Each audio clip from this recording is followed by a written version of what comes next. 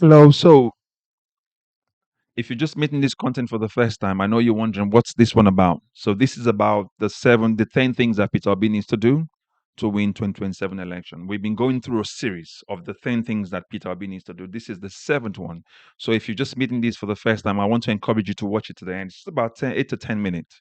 We'll try to make it short so that you can quickly consume and go to the next one and then follow through. And you would see that some of the things that we've said here, a whole lot of the things that we've said here make sense. Now, there might be a step or two we might have missed, but just remember, we're talking about the urgency of what needs to be done for 2027 to be a success for Nigerians. Using Peter Obi as the real opposition we can see at the moment that has the vote. Now, I know Sowore is there, like I mentioned in the previous episode, but also Peter Obi has the numbers. So because he has the numbers, we have to take him.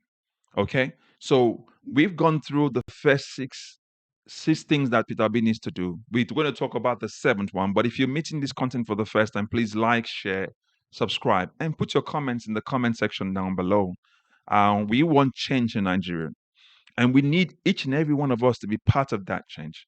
Part of my contribution is this content you're following right now? Is this content you're watching right now? That's part of my contribution so that we can move Nigeria forward beyond the reach of these corrupt politicians that we currently have. The corrupt politicians we have are there for their own personal selfish gains or personal selfish aggrandizement.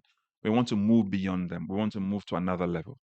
Okay, so we've talked about the first six things he needs to do. He needs to leave Labour Party. He needs to form a new political party. He needs to set up offices. And I also suggested that even if he goes and says to Nigerians, we're setting up offices, we've done one, two, three, please donate so we can cover the entire nation and set up a new political party that is created by the people to serve. Remember, when the people contribute to pay for that political party office, it becomes the party for the people. So Labour will not have that boasting to say Labour is for the people. Now the people have donated to create this party. You have no choice but to serve the people. Now you're not going to say, "Oh, I want to pay you to campaign for me," or go and mount crowds and pay them like APC do. Now the people are now invested. They see that as their own bandwagon to win election, to see as where they can drive change. That's where you have the real Labour Party, Labour for the people. Okay. So the next one is to recruit candidates for different political offices and then obviously staff to manage those zonal offices. And then say the next one after that, which is the fifth one, is to form an alliance. Form alliance with other political parties. We mentioned Amoyele Showere's AAC and obviously ABGA. I don't know a lot about ABGA and even NMPP, but I think because ABGA has a governorship, I the Abga party is the one in charge of the Anambra, and an NNPP of Kano.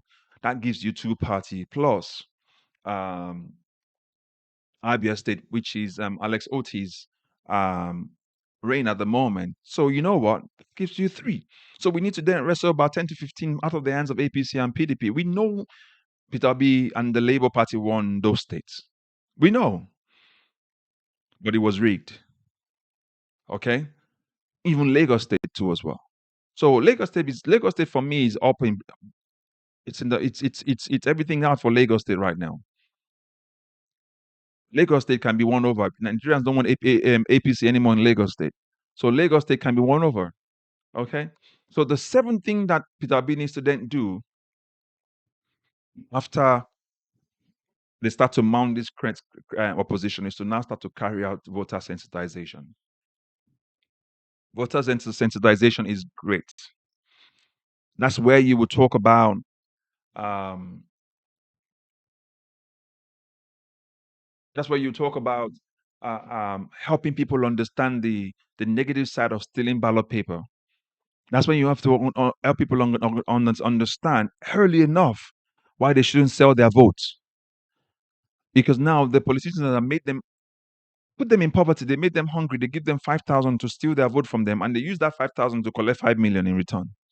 Imagine the politician come to give you 5,000, 100 people 5,000. Where is he getting that money from?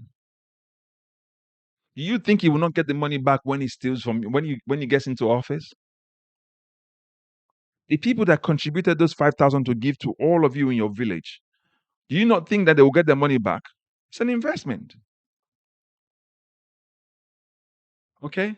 So this is where voter sensitization comes. So as you mount those credible opposition, you can see how we chronologically put them. As you start to mount, as your surrogates and those contestants start to mount oppositions to their state government, to their state governors, and then you at Peter Obi's level, the federal level, you also mount opposition and you challenge some of those policies. You can use that avenues. When you go on TV station, radio station, different podcasts, you can then use that to sensitize voters. When you have those offices at those zonal level, you can carry out sensitization, you know, task where you can go there and help them understand the need for not selling their votes anymore. Now, you can say to me, it's easier said than done. And I know that. But I'm also telling you as well, if you don't do that, you get the same outcome. You have to give it a shot. You have to try. If you want change, it's not going to happen overnight. Change, it requires consistency. If you, for example, if you go check the other videos from our content here or the other content we created from the strategies here, you see we've been consistently talking about corruption in our Nigerian system, corruption in our political system.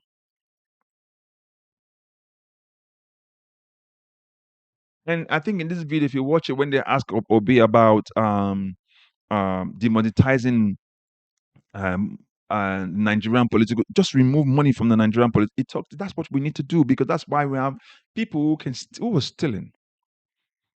Take Yaya Bello for example, 110 billion. That man will spend that money for 10 generations. It will still be there. 110 billion. Money laundering charge is faced with it by EFCC is taking him on that 110 billion. But then the constitution gives him immunity. That needs to go. That's why they can steal that money and bribe. They bribe delegates. And you assume that when they bribe delegate with thousands of dollars, you think they will come in to come and, fix your roads. They have to get those money back at all levels. So voter sensitization will be the next thing. This is not a fancy thing to talk about, but it's required.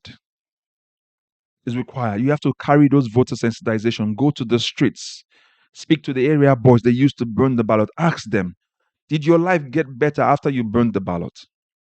Those monarchs in Lagos that brought out the masquerade, did their lives get better? Obviously, those ones will be okay. But the lives of the people that they're meant to live, did it get better after they got those masquerades out? No.